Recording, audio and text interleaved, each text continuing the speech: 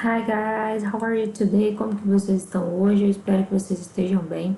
Bom, além da nossa atividade, além do nosso exercício, correção de exercício, nós também faremos uma atividade avaliativa hoje, tá? Então, bastante atenção aqui nessas observações, principalmente aquelas que estão em marcadas, né? Aqui com marca-texto.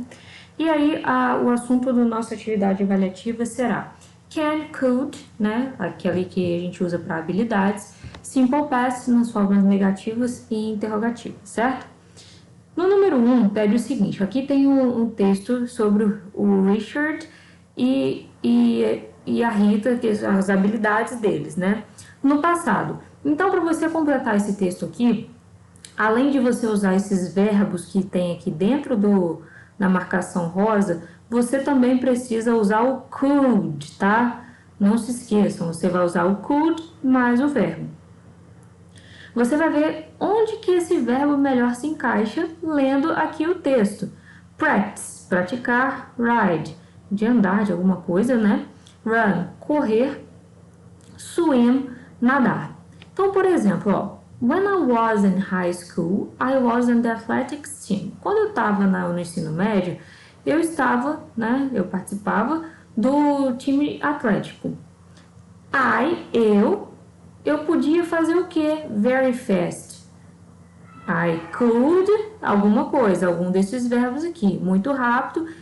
And, eu coloquei dois ands aqui, mas é só um, tá? And I won several competitions. E eu ganhei muitas competições. E assim por diante. Todas as palavras que tem aqui são palavras que vocês já conhecem, tá? Todas elas. Aqui o que vocês podem não conhecer é essa aqui, ó. Getting tired, que significa ficar cansado, tá? No número 2, nós temos aqui que combinar a primeira coluna com a segunda coluna para formar frases. Vocês vão prestar bastante atenção no seguinte: quando você tem could e can no começo, significa que vai ser uma pergunta, tá? Se começou com could ou com can, vai ser uma pergunta. Se não começou com outra coisa, né? Você vai sempre ver, além de ver se a frase faz sentido, você vai ver sempre o sujeito da sua frase. Por exemplo, some divers can, alguns mergulhadores podem. David Beckham could. David Beckham é um jogador de futebol. Ele podia fazer o quê? Aí você vai vir aqui embaixo e ver qual é a frase que melhor completa cada um daquele começo lá. Lembrando que quando você termina, leia a frase toda para ver se sua frase está fazendo sentido, tá? Fica muito simples quando você lê a frase e entende o que está falando. Se você fizer esse tipo de trabalho, você vai conseguir acertar a questão. No número 3 aqui, nós temos que ler a resposta para saber qual é a pergunta. Qual dessas três aqui vai ser a pergunta?